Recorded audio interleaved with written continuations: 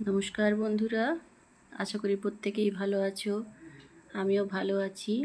আমার শখের হেসেলের আরেকটি নতুন রেসিপিতে তোমাদের সকলকে স্বাগত জানাই। দেখো বন্ধুরা, আজকে পনির ভাজা আর নারকেল কুচি ভাজা দিয়ে কি বানিয়েছি সেটা তোমাদের সামনে তুলে ধরছি। আজকের রেসিপিটা সম্পূর্ণ নিরামিষ। কিভাবে বানাচ্ছি দেখো। পনিরটা সাদা তেলের মধ্যে ভেজে তুলে নিয়েছি। এখানে পনিরটা কিন্তু একটু ছোট ছোট আকারের কেটে নিয়েছিলাম। এই তেলের মধ্যে কুচনো নারকেলগুলো ভেজে তুলে নেব। এইভাবে যদি নিরামিষের দিনে রাত্রের ডিনারটা বানাও, কারো খাবার অসুবিধা হবে না। এই রান্নাটা অনায়াসে রুটি, লুচি, পরোটার সাথে খুব সুন্দরভাবে খাওয়া যায়। দেখো নারকেল কুচিগুলো ভেজে তুলে নিয়েছি। এবার ওই তেলের মধ্যে দিয়ে দিলাম কিছুটা ডুমো করে কেটে রাখা আলু। এই আলুটাও কিন্তু সুন্দরভাবে ভেজে তুলে নেব। যে সমস্ত বন্ধুরা আমার ভিডিওগুলি দেখছো তারা একটু চ্যানেলটি সাবস্ক্রাইব করে দিও, আর কার কেমন লাগলো একটু কমেন্টের মাধ্যমে জানিও। আলুগুলো তুলে নিয়েছি। এবার চলো একটা মশলা বানাই। তার জন্য দিয়ে দিয়েছি 2টো এলাচ, 2টো লবঙ্গ, একটা ছোট্ট মতো দারচিনি, 2টো কাঁচা লঙ্কা আর সামান্য পরিমাণে আদা। এটাই সাদা তেলের মধ্যে ভেজে নিচ্ছি। হালকা ভেজে নিয়ে এর মধ্যে দিয়ে দিচ্ছি একটা গোটা টমেটো।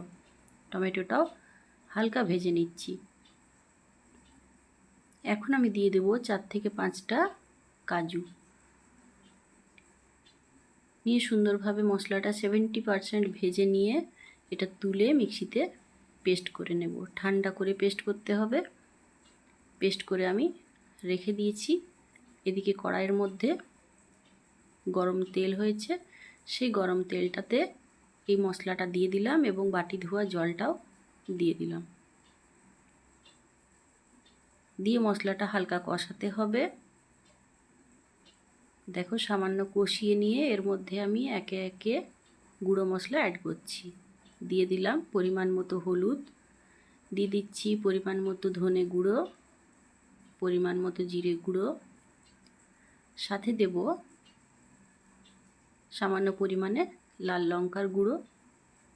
যেহেতু 2টো কাঁচা লঙ্কা পেস্ট করে দিয়েছিলাম তাই আমি লঙ্কাটা একটু কম দিয়েছি, তোমরা চাইলে বেশি দিতে পারো। এখন এই মশলাটাকে আমি সুন্দরভাবে কষিয়ে নেব। কষানো হয়ে গেলে এর মধ্যে ভেজে রাখা আলুগুলো দিয়ে দিলাম। আলুগুলো দিয়ে মশলাটা একদম ড্রাই হওয়া পর্যন্ত কষাতে হবে। যেভাবে বানাচ্ছি বন্ধুরা এইভাবে একদিন বানিয়ে খেও, কেমন লাগলো অবশ্যই জানিও।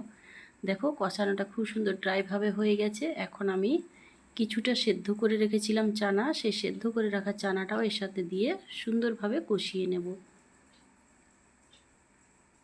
বেশ ভালোভাবে কষানো হয়ে গেলে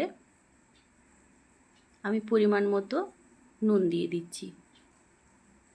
পরিমাণ মতো নুন দিয়ে কিছুটা জল দিয়ে 5 থেকে 7 মিনিটের জন্য ঢাকা দিয়ে রেখে দেবো, যাতে আলুগুলো সেদ্ধ হয়ে যায়।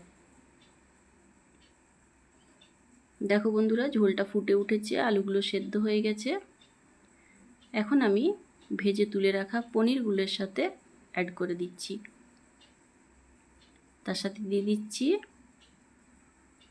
নারকেলের কুচি, যেগুলো ভাজা ছিল সেগুলো দিয়ে দিলাম। এখন একটু ফুটতে দেব।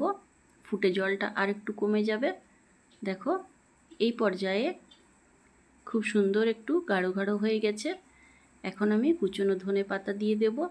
তাহলে আজকের আমার ডিনারের নিরামিষ চানা পনির রেডি। বন্ধুরা এভাবে একবার চানা পনির বানিয়ে খেও যেভাবে বানালাম। আর চ্যানেলটি অবশ্যই সাবস্ক্রাইব করে পাশে থেকো। কেমন লাগলো আমার রেসিপিটা অবশ্যই জানিও। তোমাদের কমেন্টের অপেক্ষায় রইলাম। ভালো থেকো বন্ধুরা, সুস্থ থেকো। দেখা হচ্ছে পরবর্তী ভিডিওতে।